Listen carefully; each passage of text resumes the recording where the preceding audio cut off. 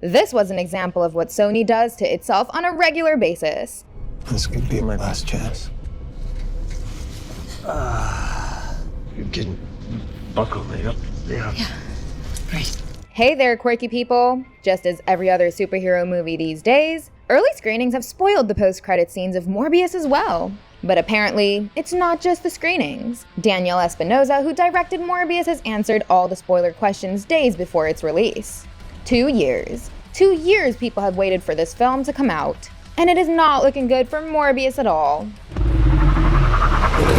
Sony really has this way of shooting themselves in their own foot. I mean, it is absolutely crazy. Their marketing tactics are stupid, and even what the director has done in his latest interview with Cinema Blend is just silly. It's good that he confirmed the dilemma about what universe Morbius is set in.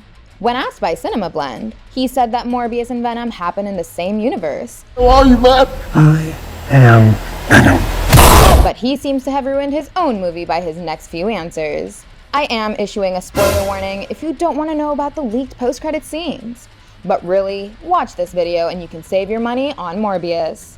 I usually don't say this, but you can wait for a few months and watch it when it comes out on streaming. The film does have a few cool action sequences, but from what we've heard so far, the confusing VFX totally ruined those scenes as well. The critics are totally thrashing this film. And now, let me describe the 2 disastrous post-credit scenes. They make the film even worse than it is. The trailers had already shown Michael Keaton's Adrian Toomes. And after No Way Home, we were all confused as to how he will end up in Morbius and Venom's universe. The answer to this comes from the mid-credits scene of Morbius. It starts with the purple space-time rifts at the end of No Way Home. As everyone gets pulled out of the MCU to other universes, Adrian Toomes gets pulled out from the MCU to the Morbius universe. And right off the bat, he appears in a prison cell. People investigate upon that because he just appeared in the cell out of nowhere. So they release him because he didn't do anything in that universe. That's it. That's the first scene. Michael Keaton does not appear throughout the movie. He just shows up in the post-credits to make things so confusing. Wait a minute! Who are you? As the director has confirmed, this Adrian Toomes is not a variant. He is the same one we saw in Homecoming. And he says that the events of No Way Home had the effect of transferring Venom and Vulture, and maybe others back and forth between the MCU and the Venom universe. We sort of understand how and why Venom went on a trip through the MCU, but why has Adrian Toomes joined him? I mean, he has been transported to Sony's Spider-Man universe for no reason at all. Strange Dispel was supposed to send everyone who came from the multiverse back to their universes. So how did Adrian Toomes get picked up? It doesn't make any sense. He was always in the MCU. All that should have happened to him was a memory wipe.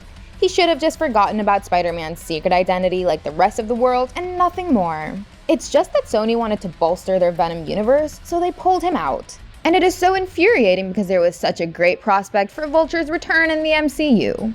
He defended Spider-Man's secret identity against Scorpion. If I knew who he was, he'd already be dead.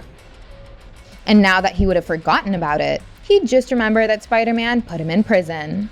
So, his return in the next Spider-Man trilogy would have been quite intriguing. He would have become evil once more. But instead of doing that, Sony has pulled him into a different universe. Look at how stupidly things have been handled over here. First, Sony spoiled their only surprise in Morbius with the first trailer itself. What is it with them putting their final scenes in their trailers? It is a foolish move that they continuously make. They did it with the Amazing Spider-Man trailer.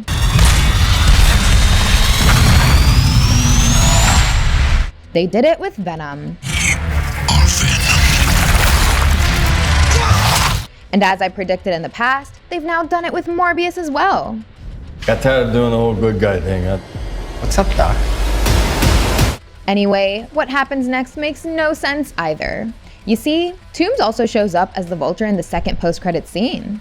This one starts with Morbius driving a car, and then Vulture flying in with his new suit. He comes in to say that he wants revenge on Spider-Man. Morbius accepts his offer to join a team, and they set up the Sinister Six.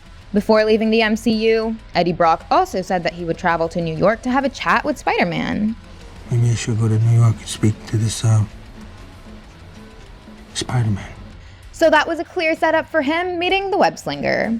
And now that Vulture and Morbius are also going to do the same thing, it's clear that they'll gang up on Spidey. But who is the Spider-Man of this universe? I'll come to this question in a short while, as the second post-credit scene has raised a lot of questions. There are things that are just totally devoid of logic here. First, how did Adrian Toomes get a new Vulture suit? Director Dan just said that Toomes is a resourceful guy, and he said nothing more. The film leaves us with this cliffhanger setup moment. But just think about it. Adrian Toomes was resourceful, but on his universe. And even over there, it was the Tinkerer who came up with his suit. And it was all thanks to the alien tech that they salvaged after the first Avengers battle.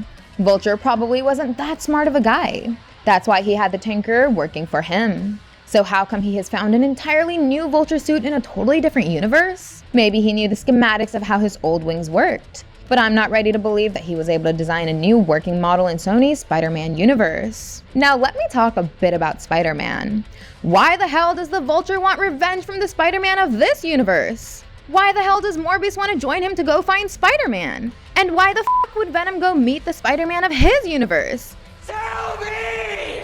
He specifically wanted to meet the version played by Tom Holland. And Toomes should want revenge on Tom Holland's Spidey too. So it doesn't make any sense at all.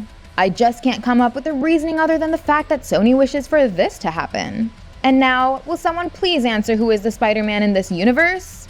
The director has confirmed that a Spider-Man exists in this universe, but he clearly doesn't want to tell us. Marvel made it clear that they don't want Tom Holland to jump to Sony's dumb Spider-Man universe. I know. He'll always be MCU exclusive. Surely, Tobey Maguire cannot be the Spider-Man here. Past rumors have suggested that Andrew Garfield could have been the one. And we've also shared the evidence in our previous video that his The Amazing Spider-Man universe was actually the Venom universe all along. They're one and the same. But the Morbius movie has done nothing to prove that. Garfield's Peter Parker recently told us that he stopped holding back. He grew bitter. I stopped pulling my punches. I got rageful. I got bitter. So, the graffiti art of Spider-Man being framed as a murderer was the perfect setup for Garfield's Spider-Man. There's no place like home.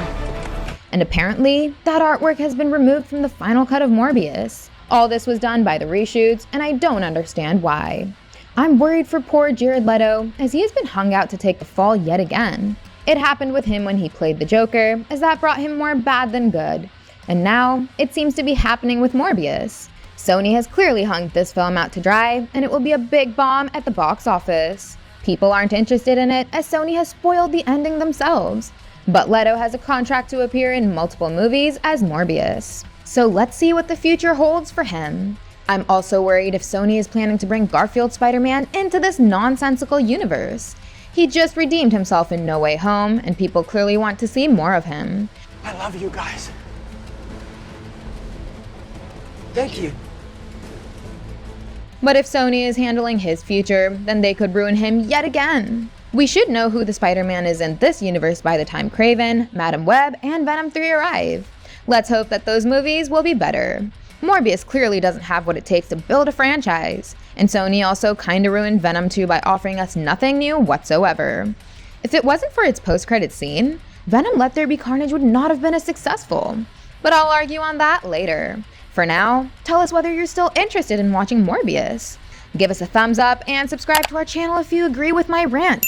And don't forget to check out some more fun content. Thank you, and I'll see you in the next one. Goodbye!